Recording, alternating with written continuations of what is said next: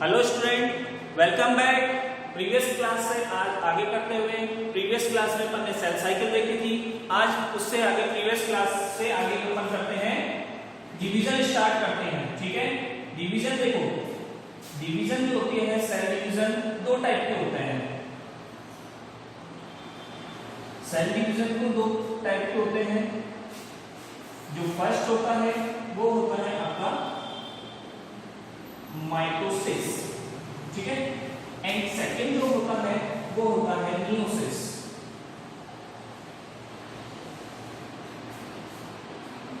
दो टाइप के होते हैं, माइटोसिस एंड मियोसिस।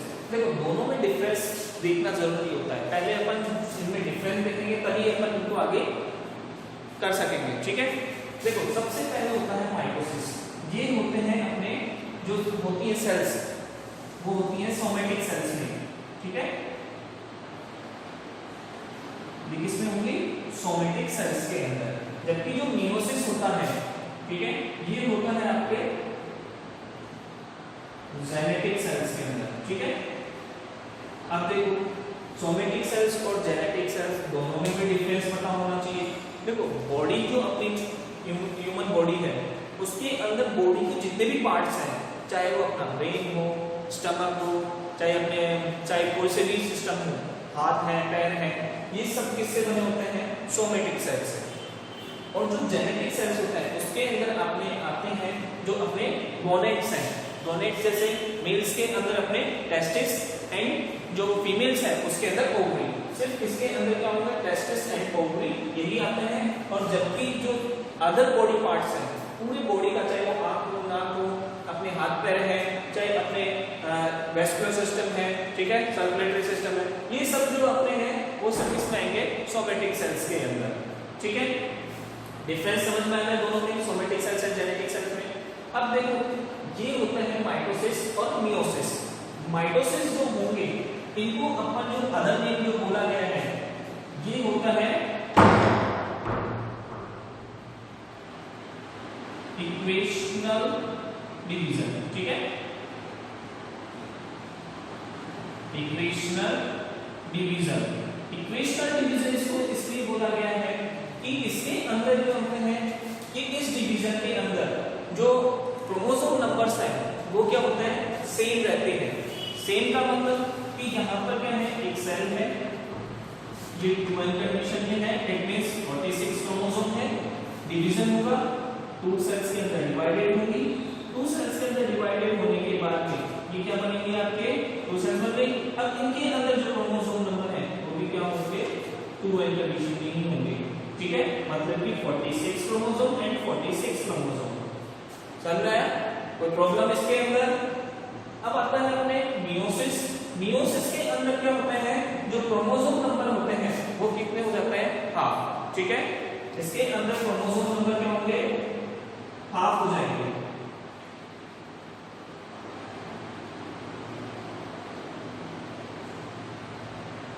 ठीक है, ये हाफ हो जाएंगे। अब इसका मीनिंग क्या होंगे कि इसमें क्या होंगे? एक सेल है, ठीक है, ये क्या है? 2n कंडीशन में है, यानी कि 46 क्रोमोसोम। डिवीजन होगा, डिवीजन होने के बाद में क्या होते हैं कि इसके अंदर 2 सेल ना बन के क्या होते हैं? जब मियोसिस होगा तो 2 सेल्स की जगह यहाँ पर क्या बनती है? 4 सेल्स, क्योंकि ये क्या होती है? 2 स्टेप के अंदर होता है। ठीक है, 2 स्टेप के अंदर होगा तो इसके अंदर क्या बनेगी? 2 सेल्स बनेगी। ठीक है, सॉरी 4 सेल्स बनेगी। अब 4 सेल्स के अंदर किस तरीके से होता है? देखो फर्स्ट सेल के अंदर था, पेरेंटल सेल के अंदर 46 क्रोमोसोम है। फिर आते हैं आपके यहाँ पर एन कंडीशन होती है, मतलब कि यहाँ पर कितने हो गए? 23 एंड 23 क्रोमोसोम्स। ठीक है, एंड देन यहाँ पर जो डिवीजन होगा जो साइकिल है वो कौन सा होता है? इक्वेशनल डिवीजन होता है। और यहाँ पर फिर क्या होती है? एन कंडीशन सभी में। ठीक है, समझ में आ गया? वही 23 एंड 43। ठीक है, इस तरीके से। तो यहाँ पर देखो दोनों में डिफरेंस अपन को साफ क्लियर समझ में आ रहा है। डायग्राम से देखें तो यहाँ पर क्या है कि ये केवल एक स्टेप में होनी है, एक सेल से 2 सेल्स बन रही है। ठीक है, यहाँ पर जो क्रोमोसोम नंबर्स है वो इक्वल है, जबकि यहाँ पर अगर अपन देखें तो यहाँ पर क्या होगा कि पहली बात तो कि कि ये क्या हो रही है, 2 स्टेप के अंदर हो रही है। ये आपका फर्स्ट स्टेप हो गया, ठीक है, और ये आपका सेकंड स्टेप हो गया। तो यहाँ पर क्या हो रही है, जो डिवीजन हो रहा है वो 2 स्टेप में हो रहा है। यहाँ पर जो एक सेल से क्या बन रही है, 4 सेल्स बन रही है, और यहाँ पर जो क्रोमोसोम नंबर है वो क्या हो रहा है, हाफ। दोनों में डिफरेंस समझ में आ गया। पहली तो ये होती कहां पर है और इनमें डिफरेंस क्या क्या है, ठीक है। अब अपन सबसे पहले स्टार्ट करते हैं, ये चार्ट बनाना है तो आप वीडियो को पॉज करेंगे और फिर चार्ट को उठाएंगे, ठीक है। अब अपन एक एक डिवीजन देखते हैं, ठीक है। सबसे पहले अपन देखेंगे कौन सा, माइटोसिस, जो कि अपने किसमें होता है, सोमेटिक सेल्स के अंदर, ठीक है।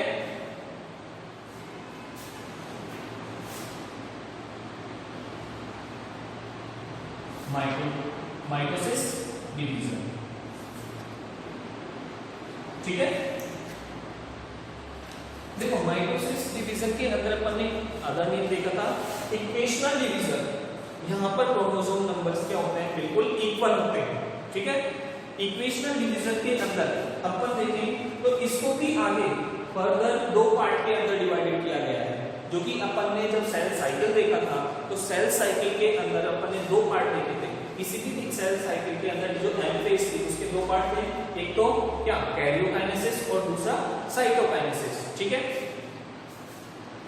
कैरियो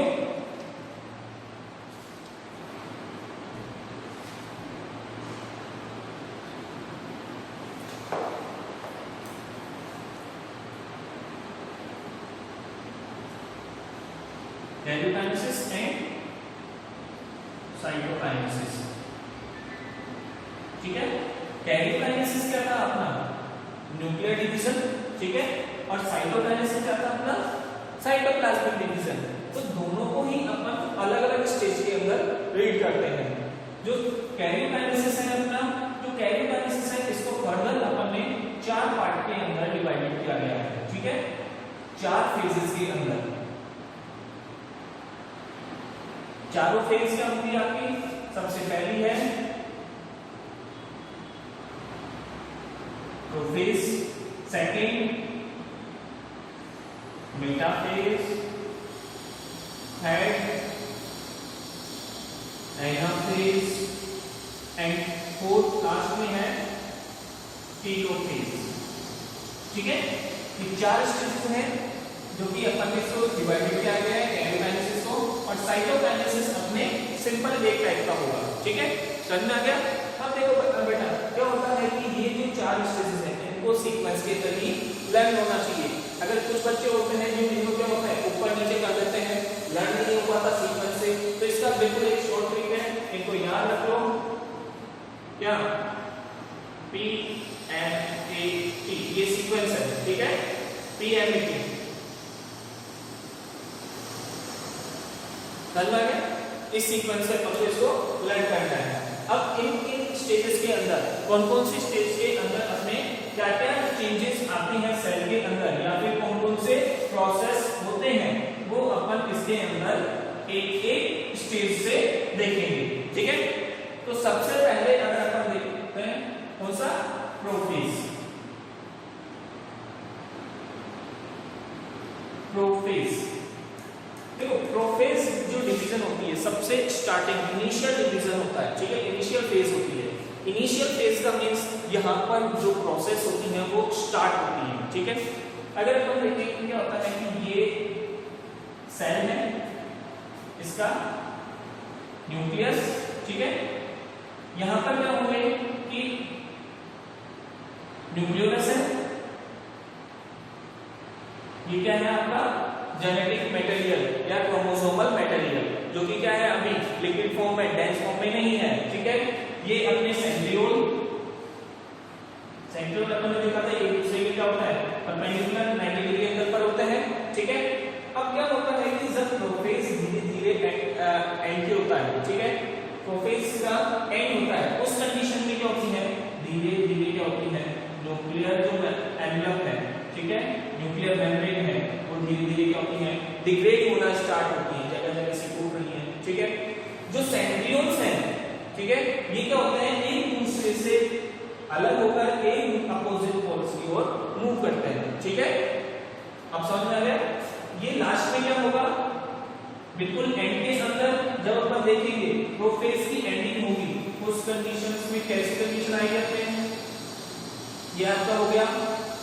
इसके अंदर बहुत ही ज्यादा हमने क्या हो गया, जो न्यूक्लियर एनवलप है वो डिग्रेड हो गया है, न्यूक्लियोलस है वो डिग्रेड हो गई है। ये जो क्रोमैटिन मटेरियल है वो धीरे धीरे डेंस होना स्टार्ट करता है। डेंस का मतलब ये अपने आप में क्या करेगा, कॉइलिंग करना स्टार्ट करेगा। ठीक है, तो ये अब अपने पास में क्या हो गए, जो क्रोमोसोम्स हैं, ठीक है, वो क्रोमैटिन की फॉर्म में दिखना स्टार्ट हो गए। ठीक है, यहाँ पर मैं इस तरीके से बना रहा हूँ, थोड़ा पास में बनाता हूँ जिससे आपको समझ में आए कि क्रोमोसोम की फॉर्म में ये स्टार्ट हो गए हैं। ठीक है, और जो अपने सेंट्रियोल थे वो सेंट्रियोल्स क्या होते हैं, एक दूसरे के अपोजिट पोल्स की ओर मूव करते हैं। ये एक सेंट्रियोल और सेकंड सेंट्रियोल ये अपना इधर बना देता है। ठीक है, ये आपका क्या होगा, सेकंड सेंट्रियोल। ठीक है, अब ये क्या हो रहा है कि इस साइड में ये मूव कर रहा है। ठीक है, देखो बेटा क्या होता है कि बायो के अंदर डायग्राम मस्ट होता है। अगर कोई भी पार्ट है आपने थ्योरी में रामायण की तरह लिख दिया एक बार में या फिर ऐसे लिख दिया है, वो नहीं होता। मेन होता है अपना डायग्राम। किसी भी चीज के अंदर अगर आप डायग्राम से उसको रिप्रेजेंट कर पा रहे हैं तो उसको रिप्रेजेंट करना हो जाता है, चाहे क्वेश्चंस के अंदर हो या ना हो। ठीक है, कई बार क्या होता है बच्चे बोलते हैं कि सर आपने क्वेश्चंस के अंदर ये तो लिखा हुआ ही नहीं था विद डायग्राम, तो वहां पर क्या होता है बच्चे डायग्राम नहीं बनाते हैं और उनके क्या होता है मार्क्स कट हो जाते हैं। ठीक है, तो वहां पर क्या होता है अगर डायग्राम बना सकते हैं अपन और अपन ने पूछा भी नहीं है तो भी आपको डायग्राम बनाना बहुत ही जरूरी होता है। ठीक है, तो डायग्राम आप नोट करते जाएं। ठीक है, अब अपन देखते हैं इसके अंदर चेंजेस क्या होंगे। ठीक है, चेंजेस क्या होंगे, सबसे पहले तो क्या होगा, अपना जो क्रोमोसोमल मटेरियल है वो क्या होता जा रहा है, किसके अंदर कन्वर्ट हो रहा है, क्रोमोसोम्स के अंदर। ठीक है, तो इसके अंदर लिखते हैं कंडेंसेशन ऑफ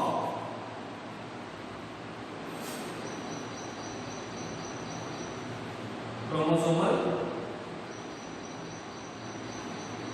मटेरियल। ठीक है, अब देखो क्रोमोसोमल मटेरियल कंडेंस होता जा रहा है, धीरे धीरे डेंस हो रहा है, किसकी फॉर्म में आ रहा है, क्रोमोसोम्स की फॉर्म में। ठीक है, नेक्स्ट अपने क्या था कि जो अपना न्यूक्लियर मेम्ब्रेन है वो क्या होती जा रही है, डिसअपीयर।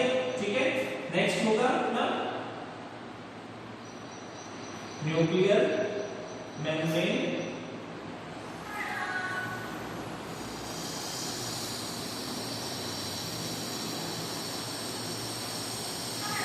डिसअपीयर। ठीक है, न्यूक्लियर मेम्ब्रेन क्या होती जा रही है, डिसअपीयर। और एक और का अपना जो सेंट्रियोल्स है वो मूव कर रहे हैं किसकी साइड में, टुवर्ड्स अपोजिट पोल्स। ठीक है, एक एक को लेते हैं कि